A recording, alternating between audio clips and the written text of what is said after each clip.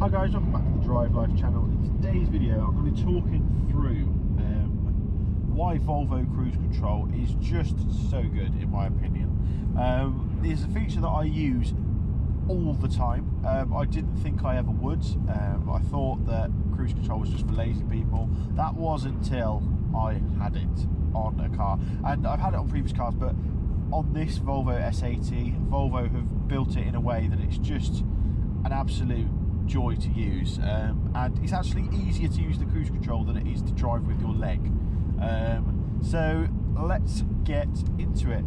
Now the first reason is because of the placement here. Now I can hold my both hands on the wheel and have complete control of the speed of the car. It makes total sense. So I can accelerate, and as you can see indicated in here, we've gone up to 56 miles per hour.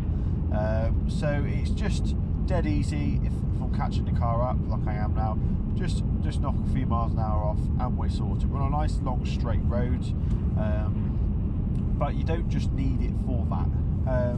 Well, you don't have to just use it on a nice long straight road. Another thing I like is the fact that you can just cancel it. So say if I wanted to turn off here, just knock it off, glide up, we've got nothing behind us, and we can go back in, pull in. Now if we obviously wanted to speed up again, perhaps we're pulling out of somewhere, we've had the cruise control set, just hit reset and you just go back up to your pre-selected speed. It's just so easy.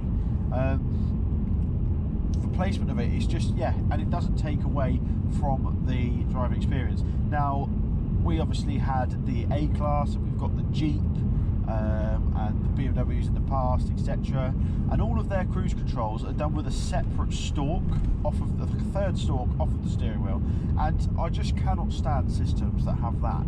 It just doesn't make sense in my opinion, because you've then got to take your hands off the wheel and then you're fiddling around, because it's never somewhere that's easy to see.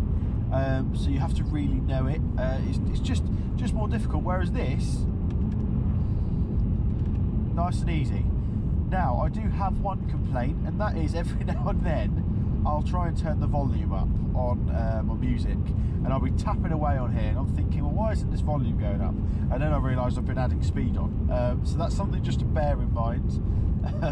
But like, we're coming up to a roundabout now, we've got nothing behind us, so I'm going to press the cancel and we're going to roll up. And not only is this better for the car, but it's also better fuel economy, because now I'm using zero fuel to get up to this roundabout. As you can see, we're slightly slowing down. We're at 40 miles an hour now. Just going to apply a bit of brake shortly so we can smoothly enter. But learning to use it in that way, you really do improve your fuel economy. Now what I've found, and I've done a lot of testing on this during my ownership, is that if I drive on cruise control and keep at a constant speed throughout the entire journey, it's far more efficient than if I perhaps drive just on the pedals.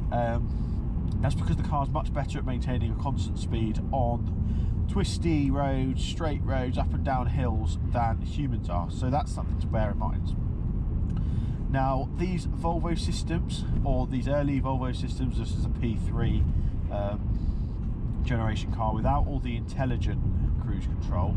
Now this is probably the sweet spot in terms of cruise controls. If you've got adaptive cruise control, what that basically enables the car to do is brake by itself. This car doesn't have that. So what you can do is you can freewheel and build up speed downhill, which is again good for fuel economy. Now we're going up a hill here in a 50 zone. Excuse the little grinding noise in the back there, we've discussed that in a previous video. And I've got my cruise control set to 45 now. What I'm going to do is I'm going to push up to 50 and we're just going to maintain it. Now what you'll find sometimes is that if you reset your cruise control from, perhaps you're traveling 20 miles an hour and you want to go back up to 60 miles an hour, like we've just done there, we've stopped to let a car pull off, and then we're going to re-accelerate. Well, what tends to happen is the car gets a little bit excited. It'll think, hang on a minute, we need to get up to speed, and it will use a lot more fuel than you need to. So what I would suggest is just accelerating slowly, either by tapping the up button just to build up that pace, or if you're inclined to do so, you might have to utilise your leg to push the pedal. Now again, dead simple, but did you see what I did there?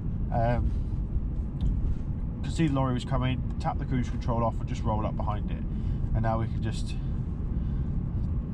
cruise. And what you'll find is that now the lorry is slightly pulling away, we're going to go downhill, and obviously, like I said, this system doesn't control the brakes. So what's now going to happen is that we're going to build up speed. You'll see the speedometer start to climb. We've still got our cruise set to 32. The car's dropped down the gear to freewheel, and here we are. We're sort of closing in now on 40 miles an hour, going down the hill. And I think it's just using it like this just makes so much sense. It's a really good way of doing things. Now what you'll find is when you touch the brakes, the speed goes into brackets, which means it's no longer on. It just cancelled the cruise control. But all you need to do to reactivate it is just that. And we're set, so we're at a base of 32 miles an hour. So if we go any faster, the car won't stop us going any faster, but what it will do then is once you're on flat ground or going back up a hill, it will then go slow down to 32 miles an hour again, or it will let the car slow down until that, and then it will maintain your speed.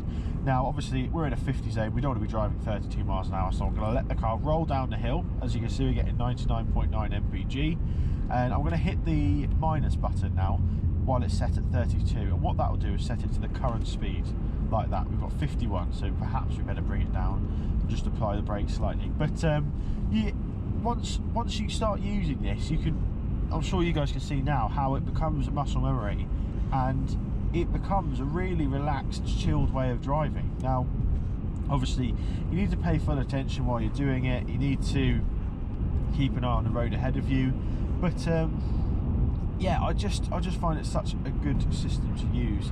Now one thing that is nice is that if we want to overtake a car, for example, we can put our foot down, shoot out, overtake, let off, and it will bring us, we'll naturally slow down back to the speed that the cruise control set, and we'll continue at that speed. It doesn't cancel, it doesn't do anything like that, and it's just mega. And one thing, the one time that I love to use this feature the most is, say you're on a ring road, say round Shrewsbury, for example.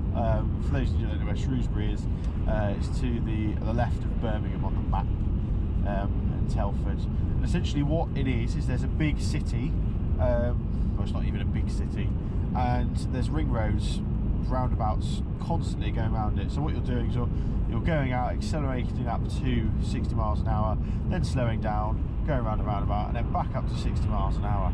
It's a nice A35 AMG there, isn't it?